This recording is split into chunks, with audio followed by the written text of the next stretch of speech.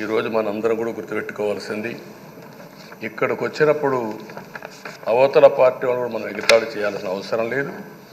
ప్రజలు పనిష్మెంట్ ఇచ్చారు. ఇదే హౌస్లో నేను చూశాను. 23 సీట్లు మాకు వచ్చాయి. నేను బాధపడ్డాము. కానీ ప్రజాస్వామ్యాన్ని గౌరవించాలనే ఉద్దేశంతో ప్రజాస్వామ్యుతంగా పనిచేశాము. 23వ తారీఖు ఎన్నికల రిజల్ట్స్ వస్తే దాన్ని వక్రీకరించి 23వ తారీఖున దేవుడు రాసిన స్క్రిప్ట్ ఇది, మీకు 23 సీట్లు వచ్చాయని మాట్లాడారు. ఇప్పుడు నేను అడుగుతున్నా, కూటమికి 164 సీట్లు వచ్చాయి.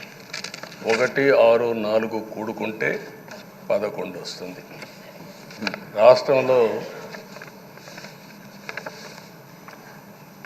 దగ్గర 1631 రోజులు అమరావతి రైతాంగం ఆడబిడ్డలు ఉద్యమం చేశారు.